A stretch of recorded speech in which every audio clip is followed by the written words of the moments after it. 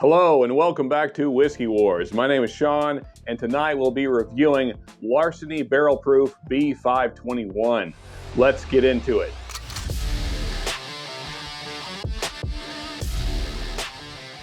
So now this is kind of a special review for me. I've been searching for this bottle for a long time. I've found it many places but never at a price that seemed reasonable. And so I finally found it in all places in Macon, Georgia on our trip back from Florida.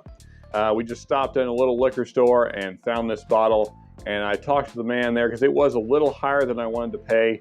And so I talked to the owner behind the counter and said, hey, I review whiskey, I collect whiskey, I really want this bottle, but I think your price is a little high. I hate to put you on the spot, but can you come down any?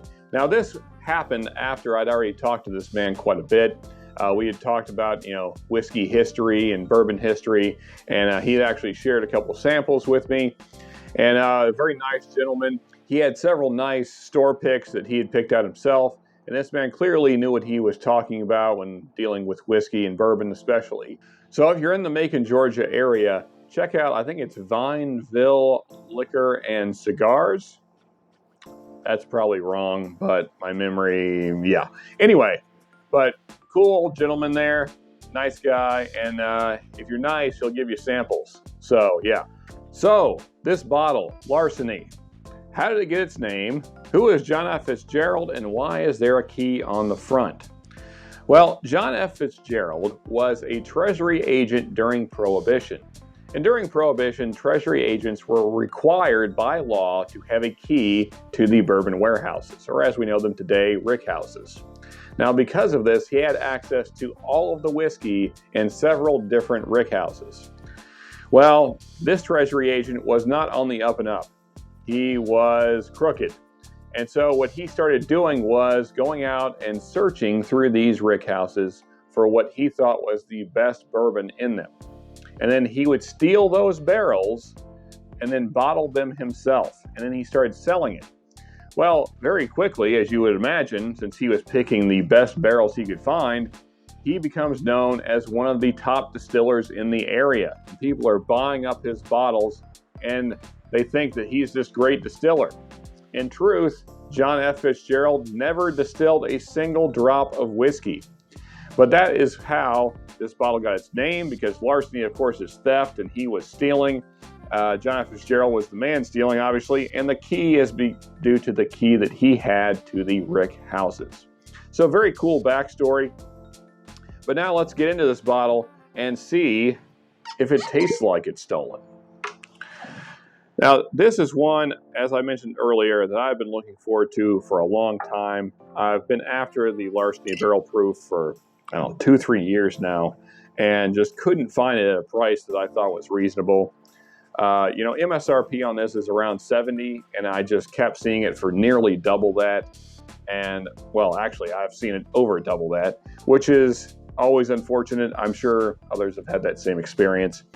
But let's get into this and see if it's worth the markups we're seeing.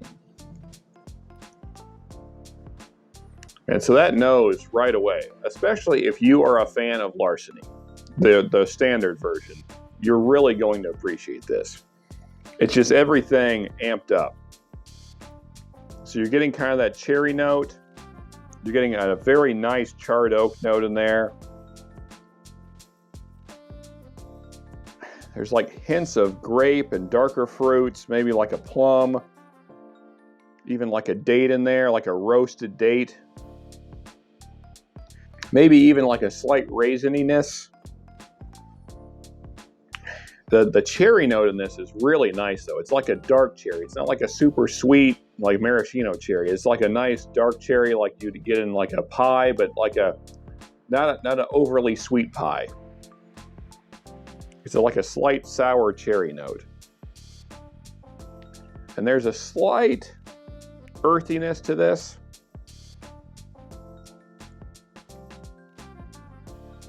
And then also some citrus notes and some cinnamon. That kind of wakes your nose up. They're kind of spicy. The kind of citric acid and the cinnamon notes.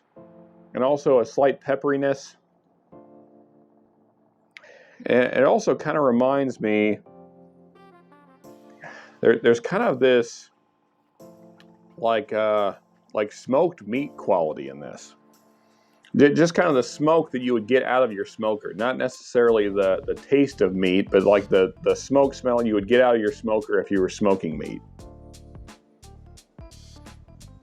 Now that's kind of subdued though, compared to the brown sugars, you know, the caramels, the kind of charred wood. Those are definitely the dominant smells, and of course that nice cherry note. All in all though, a very nice nose. Now this is only my second pour of this. The first pour I just had 2 days ago. We just came back from Florida on Wednesday, and this is Friday, although not for you guys it won't be. You'll see this sometime in the future, so forget about the timeline, but just know that the first pour of this was 2 days ago. So anyway, let's get our first sip in.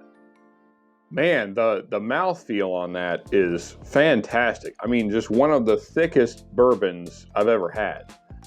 Just, I mean, it's almost like you just bit into like a chocolate candy that is filled with a really nice caramel, but it's also kind of spicy because this is barrel proof.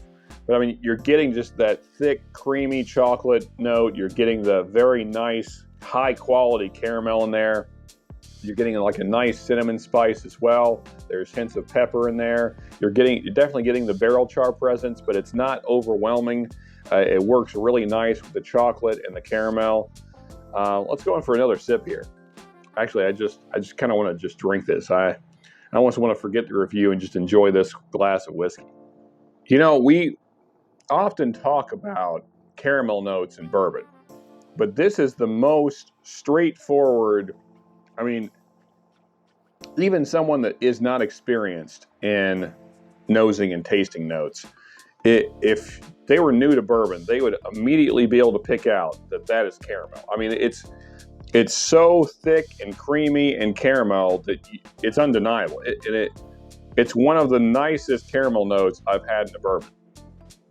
I'm actually surprised that this bottle does not get more love. Now, as this tag says here, it was Whiskey of the Year in 2020. I usually don't put a whole lot of merit into medals because I know how the medaling game works.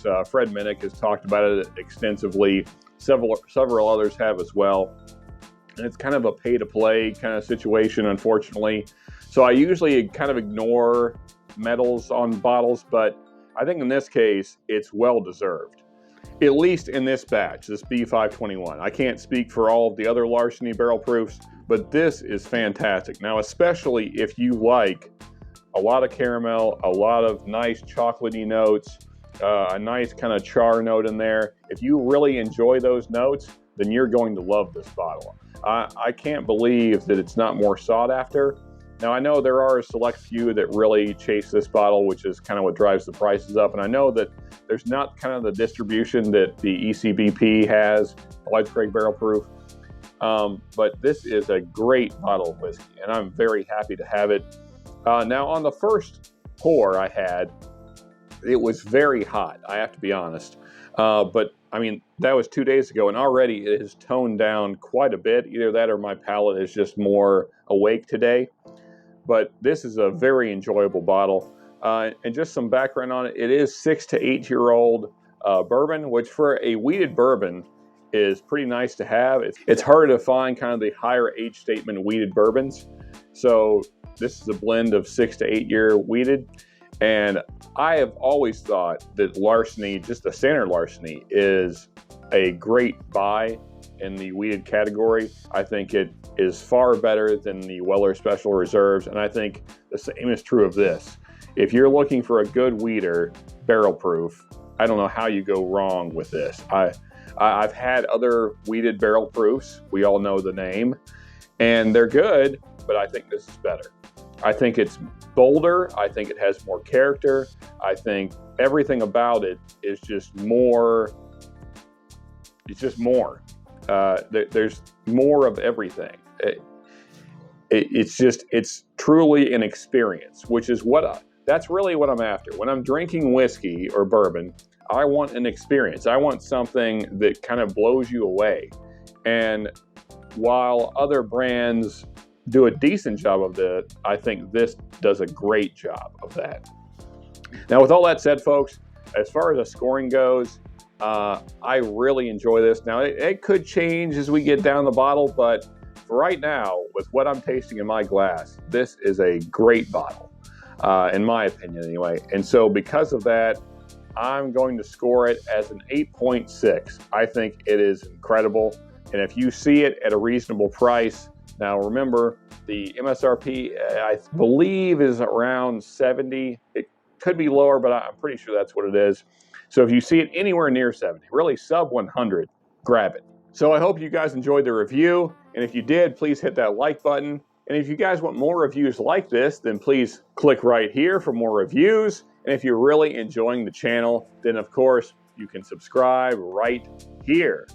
And as always, folks, just remember, you can never have too much good whiskey.